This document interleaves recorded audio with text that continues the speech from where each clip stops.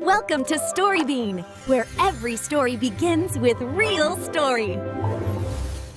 Area 51 ये नाम सुनते ही आपके दिमाग में क्या आता है? एलियंस, यूएफओज या फिर सरकार की कोई बहुत बड़ी साजिश? दशकों से ये जगह रहस्यों के धुएं में लिपटी हुई है, लेकिन 2019 में इसने एक इंटरनेट मीम बनकर पूरी दुनिया का ध्यान अपनी ओर खींच लिया। तो चलिए आज इस कहानी के सच और मिथक के बीच का पर्दा उठाते हैं। जरा इस नंबर पर गौर कीजिए, 20 लाख। इतने सारे लोगों ने फेसबुक पर एक इवेंट में जाने के लिए हाँ कहा था। एक ऐसा इवेंट जो सिर्फ एक मजाक के तौर पर शुरू हुआ, लेकिन देखते ही देखते एक ग्लोबल फिनोमेनॉन बन गया। इवेंट का नाम था storm area 51 we can't hold us all. इसे कॉलेज के एक स्टूडेंट मैटी रॉबर्ट्स ने बनाया था। आइडिया बड़ा सिंपल सा था। अगर लाखों लोग एक साथ इस टॉप सीक्रेट बेस पर धावा बोल दें तो उन्हें कोई रोक नहीं पाएगा। ये एक मजाक था जो इंटरनेट पर आग की तरह फैल गया। पर सोचने वाली बात तो यह है कि एलियंस को खोजने का एक मजाक लाखों लोगों को एक असली टॉप सीक्रेट मिलिट्री बेस के दरवाजे तक कैसे ले आया?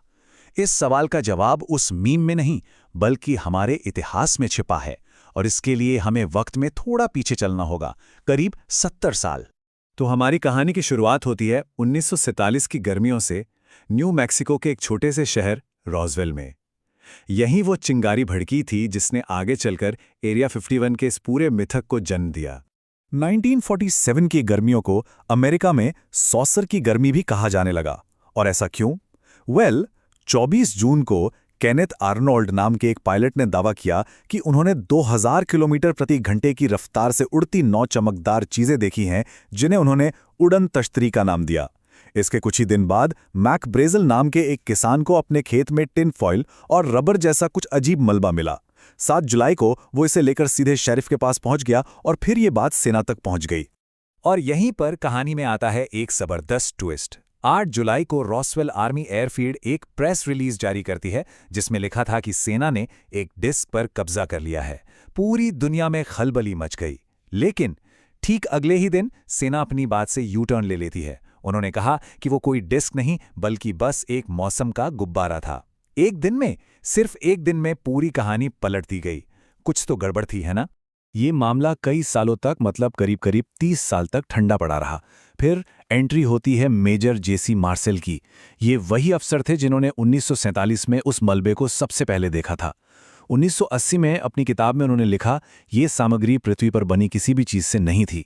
उनके इस एक बयान ने दशकों पुरानी एलियन थ्योरी में फिर से जान फूंक दी। तो सवाल फिर से वही है कि अगर रोसवेल में एलियंस नहीं थे तो अमेरिकी सरकार आखिर छिपा क्या रही थी? इसका जवाब हमें मिलता है शीत युद्ध यानी कोल्ड वॉर के दौर में। एरिया 51 के रहस्यों की असली जड़ें यहीं छिपी हैं। तो चलिए अब सीधा मुद्दे पर आते हैं। एरिया 51 का असली मकसद एलियंस को छुपाना कभी था ही नहीं। असल में ये जगह थी अमेरिका के सबसे एडवांस्ड, सबसे खुफिया जासूसी विमानों के लिए एक टॉप सीक्रेट टेस्टिंग ग्राउंड। एक ऐसी जगह जहां ऐसे एयरक्राफ्ट बनाए और उड़ाए जाते थे जिनके बारे में दुनिया को कोई खबर नहीं थी। कहानी शुरू होती है 1950s के दशक में U-2 स्पाई प्लेन से, जो 21,000 मीटर की अविश्वसनीय ऊंचाई पर उड़ सकता था। लेकिन 1960 में एक घटना हुई जब एक U-2 विमान को सोवियत संघ में मार गिराया गया। अब अमेरिका को कुछ ऐसा चाहिए था जो और भी तेज हो और भी ऊंचा उड़े, और इसी जरूरत से जन्म हुआ SR-71 ब्लैकबर्ड का। एक ऐसा विमान जो 3400 किलोमीटर प्रति घंटे की रफ्तार से 26,000 मीटर की ऊंचाई पर उड़ता था। अब सबसे मजेदार बात तो यह है कि इन विमानों को यूएफओ समझा क्यों गया। जरा सोचकर देखिए, ये कमर्शियल प्लेन से कहीं ज्यादा ऊंचाई पर उड़ते थे। इनके डिजाइन एकदम अजीब थे जो किसी ने पहले देखे नहीं थे। इनकी रफ्तार तो अविश्वसनीय थी ही, और सबसे खास बात, जब सूरज की रोशनी इनकी टाइटेनियम बॉडी पर पड़ती थी तो ये आसमान में एक चमकती हुई डिस्क की तरह दिखते थे। तो दशकों की अटकलों, कहानियों और साजिशों के बाद आखिरकार वो वक्त आया जब सच सामने आने लगा। अब समय था तथ्य को कल्पना से पूरी तरह अलग करने का। और यहां खुलता है सबसे बड़ा राज। पता है CIA ने क्या किया? उन्होंने एक बहुत ही स्मार्ट गेम खेला। जब लोगों ने उनके जासूसी विमानों को देखकर UFO चिल्लाना शुरू किया तो CIA ने उन्हें रोका नहीं, बल्कि इस कहानी को और हवा दी। उन्होंने जानबूझकर UFOs में जनता की दिलचस्पी का इस्तेमाल किया ताकि कोई भी उनके असली सीक्रेट यानी जासूसी विमान कार्यक्रम तक ना पहुंच पाए। एक रहस्य को दूसरे बड़े रहस्य से छिपाने की ये एक शानदार स्ट्रैटेजी थी। तो फिर सवाल उठता है कि 1947 में रॉसवेल में जो मलबा मिला था वो आखिर था क्या? वो असल में प्रोजेक्ट मोगल का हिस्सा था। ये एक टॉप सीक्रेट अमेरिकी प्रोजेक्ट था जिसमें बहुत ऊंचाई पर उड़ने वाले गुब्बारों से सोवियत संघ के परमाणु परीक्षणों पर नजर रखी जाती थी। रॉसवेल में जो क्रैश हुआ था वो कोई एलियन शिप नहीं बल्कि इसी प्रोजेक्ट का एक गुब्बारा था।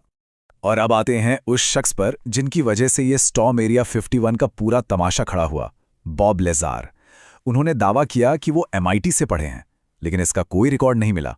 उन्होंने कहा कि उन्होंने एरिया 51 में एलियन क्राफ्ट पर काम किया है, पर उनकी पूरी कहानी को झूठा पाया गया। और उनका सबसे बड़ा दावा कि एलियन तकनीक एलिमेंट 115 से चलती है। मजे की बात यह है कि एलिमेंट 115 को 2003 में लैब में बनाया गया।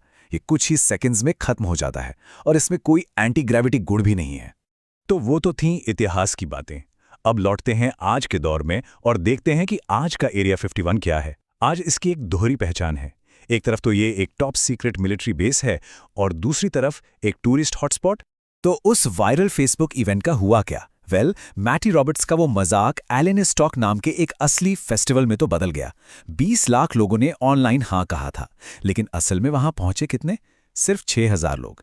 इवेंट तो शांतिपूर्ण रहा, लेकिन स्थानीय सरकार को इसकी सुरक्षा पर $3 लाख खर्च करने पड़े। तो आज की तारीख में एरिया 51 क्या है? ये आज भी अगली पीढ़ी के एयरक्राफ्ट के लिए एक एक्टिव टेस्टिंग बेस है। CIA ने 2013 में पहली बार जाकर इसके अस्तित्व को दुनिया के सामने माना। और मजे की बात देखिए, ये जगह अब नेवाडा का एक बड़ा टूरिस्ट अट्रैक्शन है। यहाँ के हाईवे का नाम भी 1996 में एक्स्ट्रा टेरेस्ट्रियल हाईवे रख दिया गया था। लेकिन इन सब मजाक और टूरिज्म के बीच एक बहुत जरूरी चेतावनी भी है। ये आज भी एक हाई सिक्योरिटी मिलिट्री बेस है। यहाँ घुसपैठ करने की कोशिश का मतलब है सीधी गिरफ्तारी, और सुरक्षाकर्मी बल प्रयोग करने से भी नहीं हिचकिचाते। तो आखिर में ये पूरी कहानी हमें क्या सिखाती है? ये सिखाती है कि कैसे सरकारी गोपनीयता और लोगों की कल्पना मिलकर एक ऐसा मिथक बना सकती है जो पीढ़ियों तक चलता है। और यह हमें एक सवाल के साथ छोड़ जाती है कि आज के डिजिटल युग की गोपनीयता भविष्य में किन नए और आधुनिक रहस्यों को जन्म दे रही होगी। Thanks for watching Storybean. See you in the next stories.